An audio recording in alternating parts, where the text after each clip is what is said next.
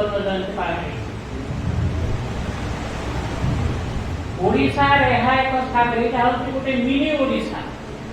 गोटे क्षुद्र ओडिशा बृहत्तर ओडिशा आपण मैंने आम से बृहत्तर ओडिशा परिधि भितर नौचु ए क्षुद्र ओडिशा बृहत्तर ओडिशा को स्वागत जनाऊँ एवं भारत वर्षर एक निदर्शन रूपे आध्यात्मिकता को केमती कृषि भितर प्रयोग करी हब आध्यात्मिकता को केमती शिक्षा विषय भितर प्रविष्ट करी हब एवं आध्यात्मिकता को केमतीका शिल्प वाणिज्य राजनीति ए सबू भितर केमती प्रयोग करी हब एवं से गोटे सफलता हासिल करा जाई परिबो एवं सब आत्मार कर्तृत्व आत्मार नियंत्रण आत्मा द्वारा परिचालित हम एमती तो सब केते केते छतु फुटला भाई शिक्षानुष्ठान बहुत कृषि क्षेत्र बहुत राजनीति तो कहे कौन केते पार्टी किंतु सब आत्मार चेतना आत्मार आलोक आत्मार शक्ति द्वारा परिचालित हम नियंत्रित हम कहीं आवर एटा भारी गोटे चैलेंजिंग काम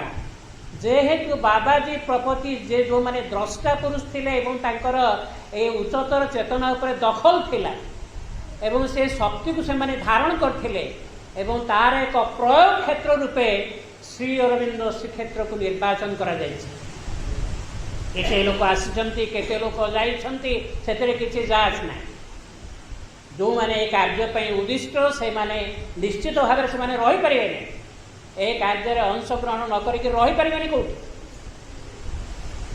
तेरे आज को 50 वर्ष धरी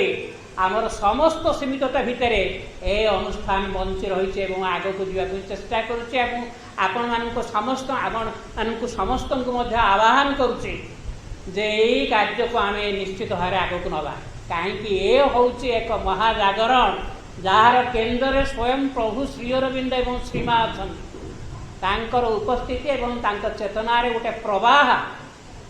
से केवल आधार खोजुची सहयोगी खोजुची संतान खोजुची सैनिक खोजुची एवं यही भाव में कार्यधारा आग को चलीचे एते तिले मात्र आमर किसी हताश होबार नाई कि खूब आम जे कौन सफल काम होटे आकाश को उठी जाए किसी सूचना नाई बयसर मध्य परिसीमा किसी आमको जना पड़ना ये कार्य हूँ अनंत एवं या पश्चात स्वयं भगवान विद्यमान ए कार्य निश्चित भाव में आगे जीव एते मात्र आम आंतरिकता सहित सहयोग करुचे तदनुजाए ए कार्य द्रुत हम कि मंथर हम यहाँ आम मानकर आस्पृहा पर निर्भर करुच्ची श्री अरविंद श्रीक्षेत्र तरफ आपण मानक समस्त को ये आपण मैंने आसिक उपस्थित अच्छा आमको उत्साह प्रदान करने आपणकर एठी जो आमर जो श्री अरविंद देहांश केन्द्र अच्छी जार 47तम आज हूँ प्रभुंकर देहांश प्रतिष्ठार